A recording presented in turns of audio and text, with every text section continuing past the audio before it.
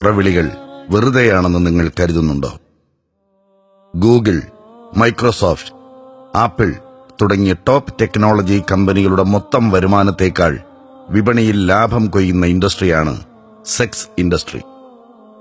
$15 billion ഈ തിന്മയുടെ ജിഹ്വയായ music industry വഴി കൊയ്തെടുക്കുന്നുണ്ട്. പെണ്ണുടലിനെ വിപണനത്തിന് പാകപ്പെടുത്തുന്ന കോസ്മെറ്റിക്സ് $460 ബില്യൺ ഇൻഡസ്ട്രിയാണ്. $91.5 ബില്യൺ മൂല്യമുള്ള ബിസിനസ്സാണ് എന്റർടൈൻമെന്റ് ഇൻഡസ്ട്രിയിൽ വീഡിയോ ഗെയിമുകൾ വഴി മാത്രം നടക്കുന്നത്. $3 ലക്ഷം കോടി ചൂതാട്ടമാണ് ഒരു വർഷം നടക്കുന്നത്. ലഹരി വാണിഭം ഏതാണ്ട് $435 ബില്യൺ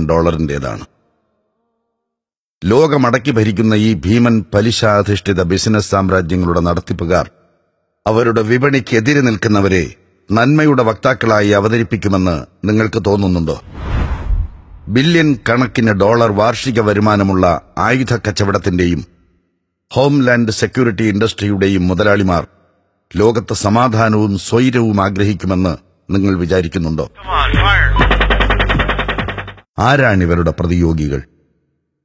തുർക്കി പാശ്ചാത്യവൽക്കരിക്കപ്പെട്ട 1920കളിൽ തങ്ങളുടെ പാശ്ചാത്യ മൂല്യങ്ങൾ തുർക്കിയെ കീഴ്പ്പെടുത്തിയതിൽ സന്തോഷം പ്രകടിപ്പിച്ചുകൊണ്ട് പ്രസിദ്ധ എഴുത്തുകാരൻ ബേസിൽ മാത്യൂസ് എഴുതിയ young Islam on trek, a study of clash of civilisation എന്ന പുസ്തകം സംസ്കാരങ്ങളുടെ സംഘട്ടനങ്ങളെക്കുറിച്ച് പറയുന്നുണ്ട്. ശീതയുദ്ധകാലങ്ങൾക്ക് ശേഷം ഇനി സമാധാനപൂർണമായ പാശ്ചാത്യ ലിബറൽ മൂല്യങ്ങളുടെ കേന്ദ്രീകൃത ലോകക്രമമാണ് വരാനിരിക്കുന്നതെന്ന് ഫ്രാൻസിസ് ഫുക്കയാമ നിരീക്ഷിച്ചപ്പോൾ അത് ശരിയല്ലെന്ന് സമർത്ഥിച്ച് അമേരിക്കൻ പൊളിറ്റിക്കൽ സയന്റിസ്റ്റായ സാമുവൽ പി ഹണ്ടിങ്ടൺ 1992 പ്രസിദ്ധീകരിച്ച തീസിസ് ഈ സംഘട്ടനം അല്പം വിശദമായി തന്നെ ചർച്ച ചെയ്യുന്നു. കുത്തഴിഞ്ഞ ജീവിത വ്യവസ്ഥിതിയും ലിബറലിസവും മൊത്തക്കച്ചവടം ചെയ്യുന്ന പാശ്ചാത്യ സംസ്കാരത്തിന്റെ മറുചേരിയിൽ അദ്ദേഹം കണ്ടത് ഇസ്ലാമിനെയാണ്. Centuries-old military interaction between the West and Islam, it seems to me, is unlikely to decline in the future. There is great resistance to accepting Western values of human. Sides of this divide are coming to see this interaction as a clash of civilization.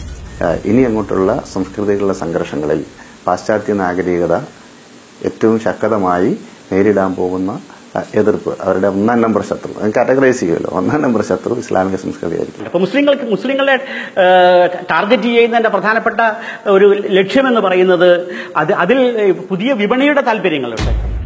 ഇസ്ലാം ദൈവിക ദർശനമായതുകൊണ്ട് തന്നെ സകല ചൂഷണ വ്യവസ്ഥിതികൾക്കും എതിര് നിൽക്കുന്നു.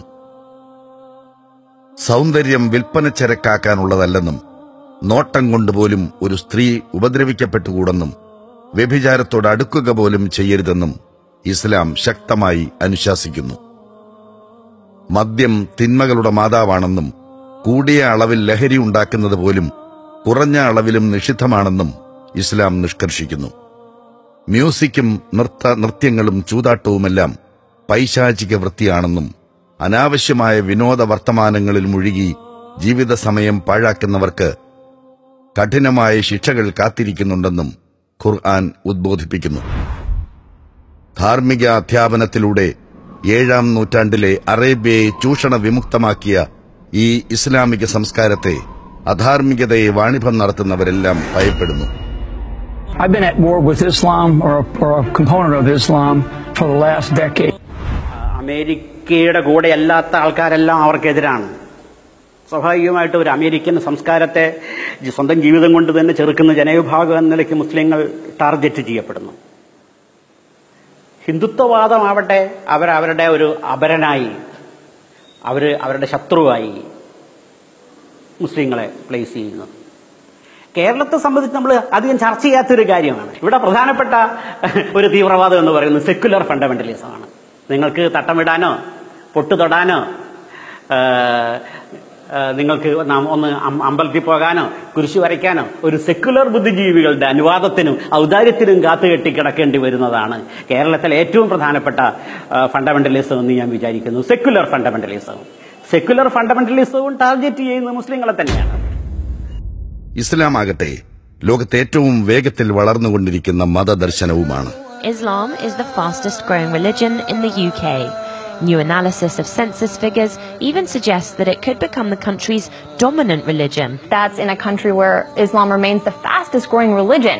So how do Muslims... This religion is expanding at a fast pace. There are still no exact statistics as to how many Muslims are there in the United States. Some statistics say... According to a report by Faith Matters, the UK is seeing a surge in Brits converting to Islam. Islam has actually been attracting more and more Americans every day.